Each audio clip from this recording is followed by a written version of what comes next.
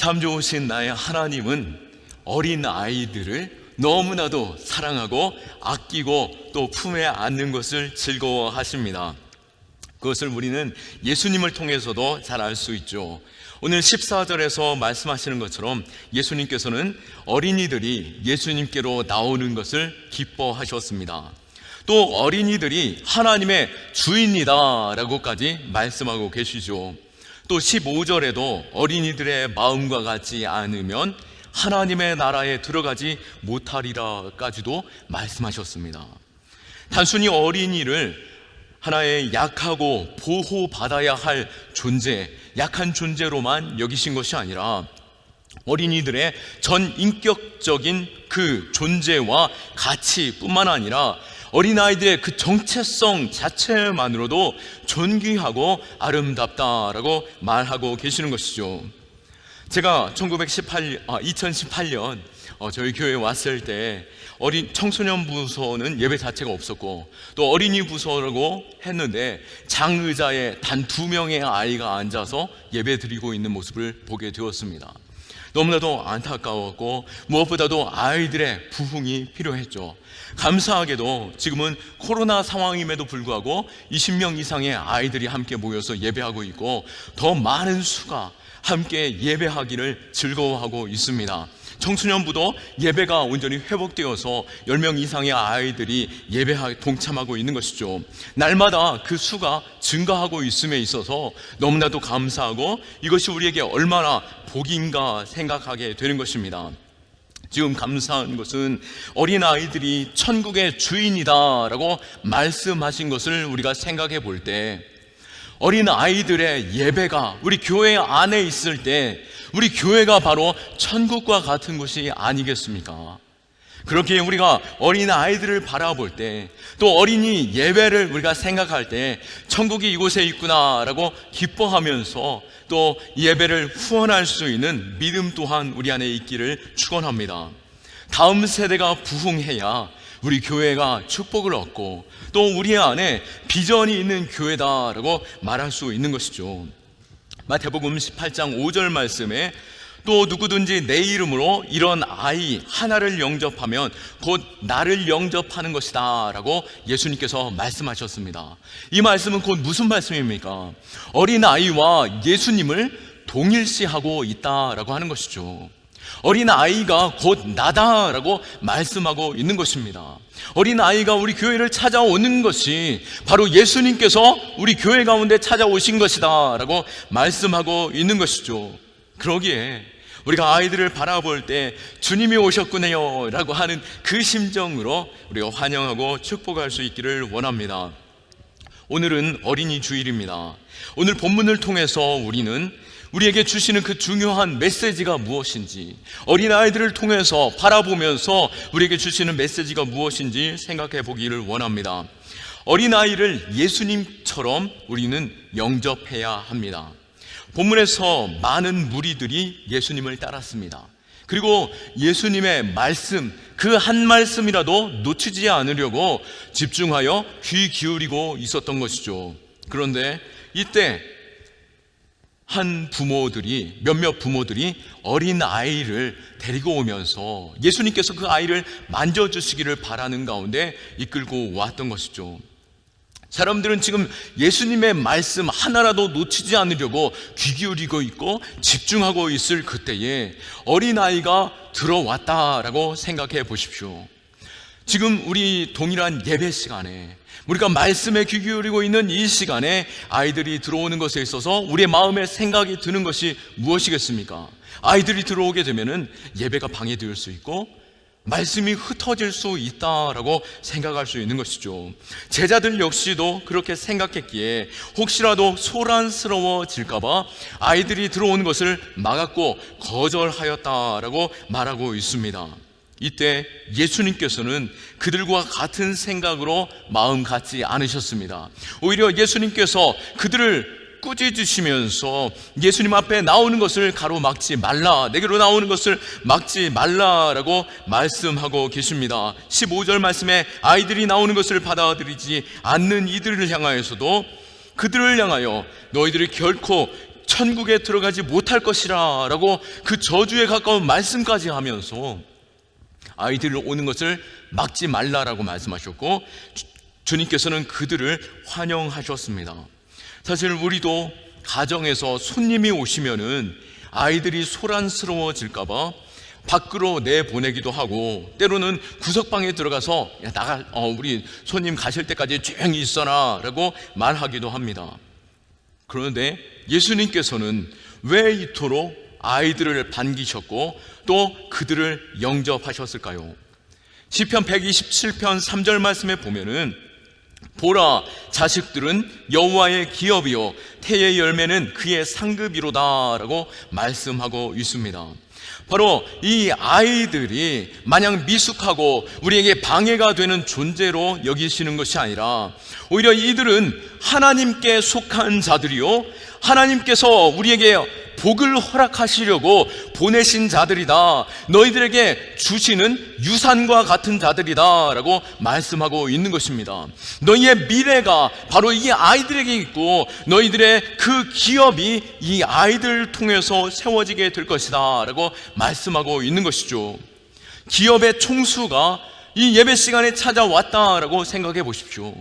우리는 우리 교회가 얼마나 좋은 교회인지 보이고 싶어하고 또 그 말에 한마디라도 집중하면서 어떻게든 또 우리에게 도움이 될 수 있는 것이 무엇일까도 생각해 보지 않겠습니까? 바로 이 아이들이 이 기업의 총수와 같이 우리에게 복이 되는 자로 하나님께서 우리에게 허락하셨다라고 말씀하고 있는 것입니다. 아무리 내가 낳은 아이라 할지라도 이 아이는 바로 나의 것이 아니라 하나님께 속한 자임을 믿으시기 바랍니다. 하나님께서 우리에게 잠시 맡겨주셨고 복의 통로로 우리에게 허락하신 것입니다. 아브라함을 생각해 보십시오. 아브라함이 나이가 늙어 힘이 없었고 또 그 아내 사라는 이미 경수가 끊긴 상태에서 아이를 생각할 수 있었겠습니까? 그때 하나님께서 그 가정에 이삭을 선물로 주셨습니다. 한나는 어땠습니까? 주의 전 앞에서 눈물을 흘리며 탄식하며 가슴을 치며 자신의 억울함을 호소하면서 자신에게 태의 문을 열어주시고 아이를 주시기를 간절히 기도하였습니다. 그때 하나님께서 그의 태의 문을 열어주셨고 사무엘을 허락해 주셨던 것이죠. 바로 우리가 아무리 수고하고 노력한다라고 해서 아이가 주어지는 것이 아니라 하나님께서 우리에게 허락해 주셔야만이 아이가 우리에게 주어지는 것이고 그 아이가 우리에게 얼마나 기쁨이요 복이 되는가를 생각할 수 있는 것입니다. 그러기에 이 아이들은 나에게 있는 것이 아니라 하나님께 속한 자요 하나님의 긍휼과 사랑과 은혜로 우리에게 주어진 선물인 줄 믿으시기 바랍니다. 마치 우리가 믿는 믿음은 어떻습니까? 내가 잘나서 내가 지혜로워서 또 내가 무엇인가를 할 수 있는 자이기에 믿어 구원에 이르는 것입니까? 아니요, 자격 없는 자들에게 믿음 주신 것처럼 자격 없는 우리에게 하나님께서 선물로 허락하신 것처럼 이 아이들을 귀하게 여기고 또 우리 교회를 복되게 하시려고 다음 세대를 허락하신 줄로 믿고 우리가 섬기고 사랑할 수 있기를 축원합니다. 어린아이 하나를 영접하는 것이 우리에게 복이며 하나님께 속한 은혜가 되고 또 주님과 이 어린아이들을 동일시하신 것처럼 우리가 아이들을 주께 대하듯 섬기며 사랑할 때 그것이 우리에게 복으로 오는 줄로 믿으시기 바랍니다. 또한 어린아이들은 어떻습니까? 어린아이들은 천국의 주인과 같은 자들이다 라고 말씀하고 있습니다. 천국의 자녀로 자라날 수 있도록 우리는 그 아이들을 도와야 하는 것이고 천국의 주인다운 삶을 살아갈 수 있도록 그들을 이끌어야 하는 것이죠. 어린아이가 천국의 주인과 같은 존재다라고 말씀하셨기에 우리는 이 땅에서도 아이들이 천국을 사는 것처럼 살아갈 수 있는 그 권리가 아이들에게 있음을 알아야 할 것입니다. 그러기에 우리가 교회로 또 다음 세대로 아이들이 천국을 누리는 것처럼 살아갈 수 있도록 아이들을 축복하고 격려하고 세워주고 기쁨과 그 잔치가 계속될 수 있도록 축복해야 하는 것입니다. 뿐만 아니라 우리 어린 아이의 때에 천국에 그들이 이룰 수 있도록 끊임없이 우리는 그들을 교육하고 이끌어야 하는 것이죠. 천국에 이끄는 방법은 무엇이겠습니까? 먼저는 그들이 예수님께로 나아가도록 키워야 하는 것입니다. 여러분, 화분이나 그 분재를 잘 가꾸어 보셨습니까? 묘목을 관리하는 것에 있어서 받침대를 세울 때 그 나무가 반듯하게 잘 자라나게 됩니다. 또 철사거리를 사용하게 되면은 그 분재의 모양을 아름답게 꾸밀 수도 있습니다. 그런데 늙어진 나무를 가지고 그 철사로 감아 꺾게 된다라면은 부러지고 마는 것이죠. 그런데 어린 아이, 이 묘목의 때 어린 묘목을 가지고 그 부드러운 가지를 이끌어 갈 때에 그것이 아름다운 나무, 아름다운 분재가 되어서 너무나도 가치 있는 분재로 그것이 서게 되는 것을 볼 수 있습니다. 마찬가지로 어린아이 역시 어린 시절에 바른 교육을 받아야 하고 바른 습관을 가져야 하는 것입니다. 3살 버릇이 80 간다라고 말하고 있죠. 어린아이 때의 교육이 평생을 좌우하게 되는 것입니다. 잠언 22장 6절에서도 마땅히 행할 길을 아이에게 가르치라, 그리하면 늙어서도 그것을 떠나지 아니하리라 라고 말씀하십니다. 그러기에 어릴 때에 좋은 습관이 되도록 때로는 훈계하면서라도 가르칠 수 있고 또 바르게 설 수 있도록 축복해야 하는 것이죠. 또 무엇보다도 그들이 천국의 주인이다 라고 말씀하신 것처럼 그들이 천국길로 나아갈 수 있도록 바른 신앙생활, 바른 말씀의 교육이 필요합니다. 저희 교회 부서에서는 이 가스펠 프로젝트라고 하는 이 교재를 가지고, 두란노에서 만든 이 교재를 가지고 아이들을 양육하는데요, 창세기부터 계시록까지 복음을 중심으로 균형감 있게 말씀을 끊임없이 가르치고 있습니다. 또 아이들이 직접 예배를 꾸려가는데요, 예배를 만들어가는데요, 예배를 기획하고 봉사하고 워십과 찬양으로서 그 아이들이 스스로 주체적으로 그 예배를 꾸며가고 있습니다. 그 아이들이 각자의 은사대로 그 일들을 섬겨갈 때에 그 아이들이 청소년이 되고 청년이 되고 장년이 될 때 이 교회가 얼마나 건강한 교회가 될 수 있겠습니까?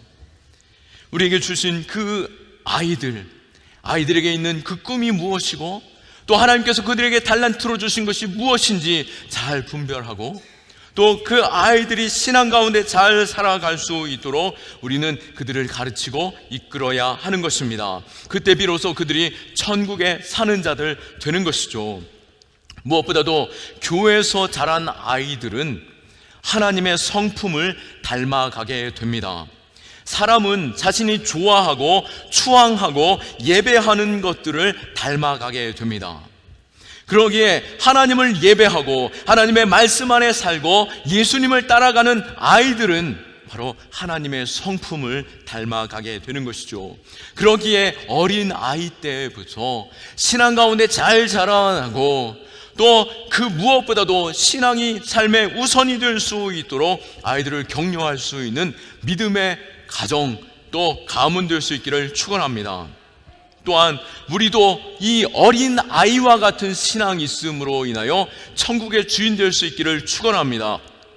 어린 아이로 천국의 자녀로 자라나게 하는 것도 우리에게 중요하듯이 우리 역시 어린 아이들처럼 천국 시민과 같이 살아가야 할 것입니다. 15절 말씀에 누구든지 하나님의 나라를 어린아이와 같이 받들지 않는 자들은 결단코 그곳에 들어가지 못하리라 라고 말씀하십니다.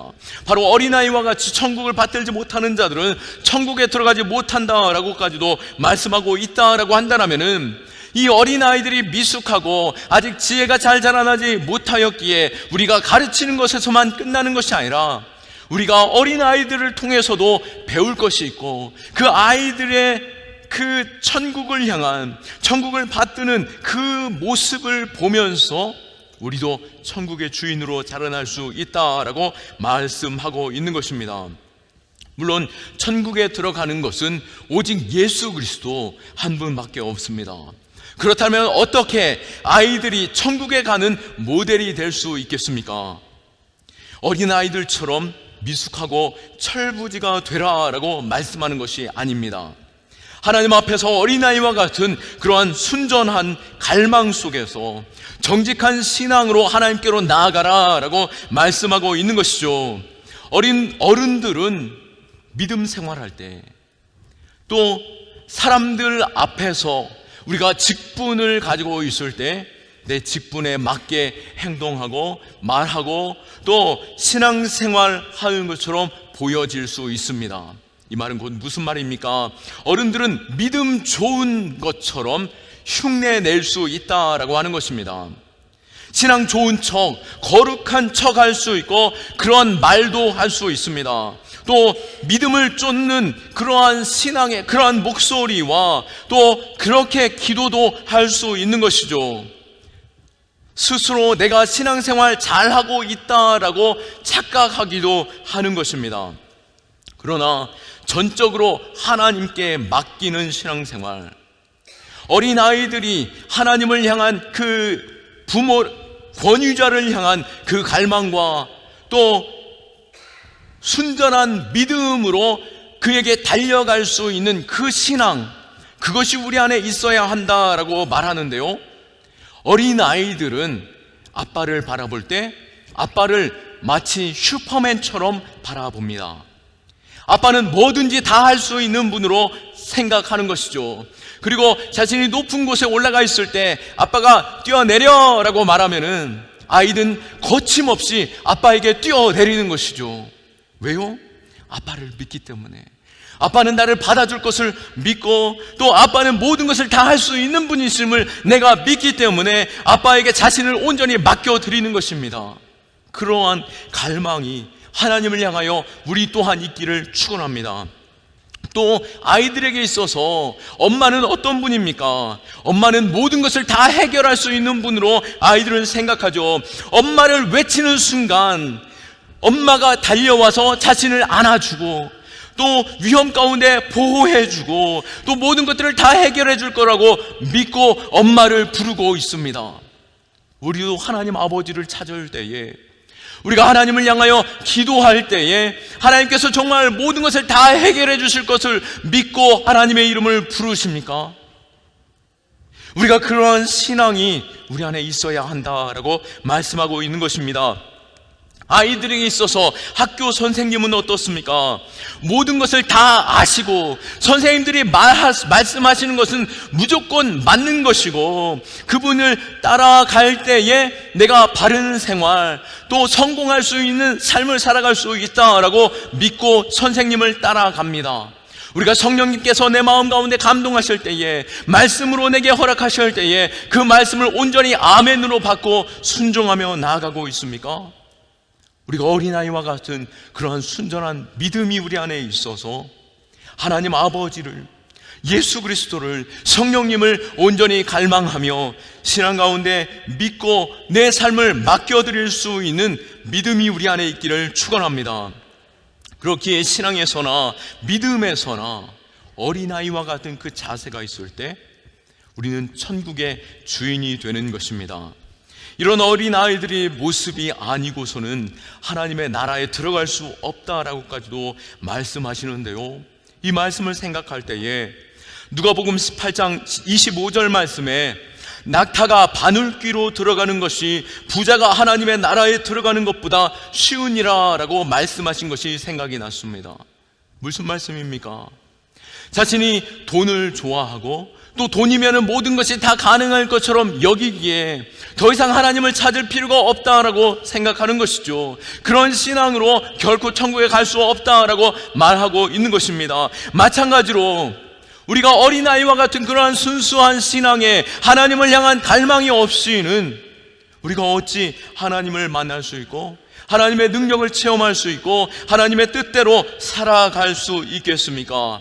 우리가 너무나 많은 생각들, 너무나 많은 계산이 우리 안에 있기 때문에 우리가 주님 앞에 내 삶을 온전히 드리지 못하고 또 기뻐함으로 주님 앞에 엎드리지 못하고 또 하나님을 신뢰하지 못하고 있는 것 아닌지 우리는 생각해 보아야 하는 것이죠.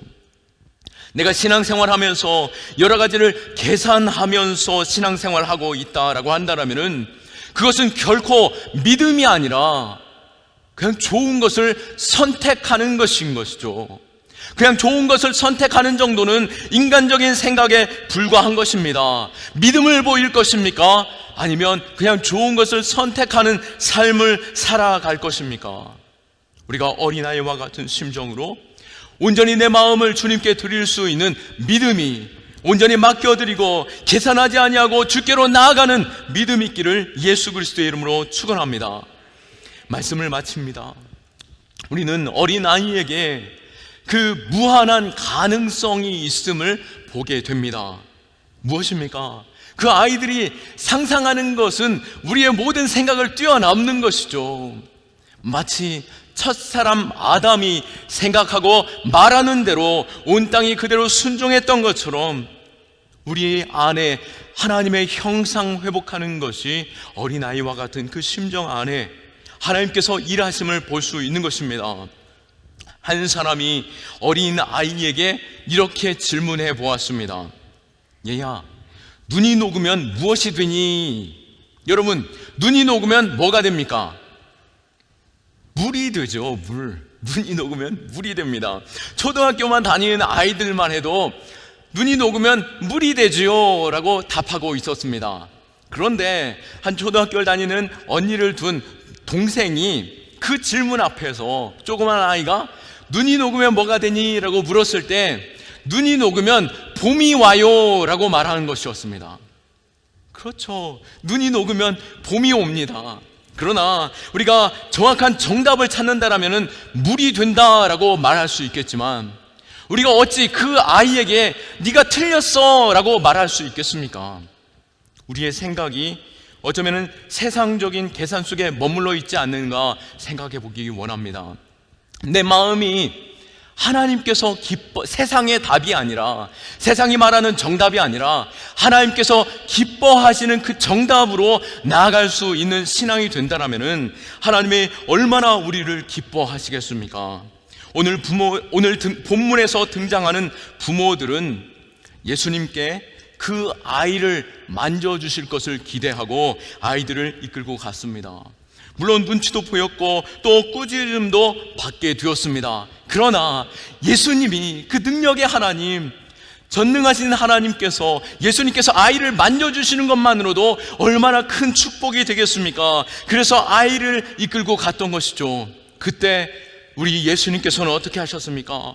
그들을 환영하셨고 그들을 세워주시며 그들의 많은 사람들 앞에서 이와 같은 자들이 천국의 주인이라고 말씀하셨고, 만져줄 뿐만 아니라 안아주셨고 안수해 주셨고 그들을 축복해 주셨습니다. 우리 하나님은 그런 분이십니다. 우리가 어떤 마음으로, 정직함으로 하나님 앞에 작은 것을 오병이어와 같은 그 신앙으로 나아갔다 할지라도 하나님께서는 몇 갑절의 축복을 더해 주시는 가운데 하나님이 어떤 분이신지 경험하게 하시는 분이신 것이죠. 우리가 이 신앙을 가지고 주님, 내가 여기 있습니다, 내 삶을 받아주소서, 나의 작은 예배를 받아주시고 우리를 통하여 주님 영광 받으실 때에 부족한 종을 들어 사용하여 주옵소서라고 고백하며 헌신하며 나아갈 때 우리를 통하여 크고 놀라운 일들을 행하심을 믿고 주 앞에 서는 저와 여러분 다 되시기를 예수 그리스도의 이름으로 축원합니다. 아멘. 우리 하나님께 영광의 박수 올려드리겠습니다.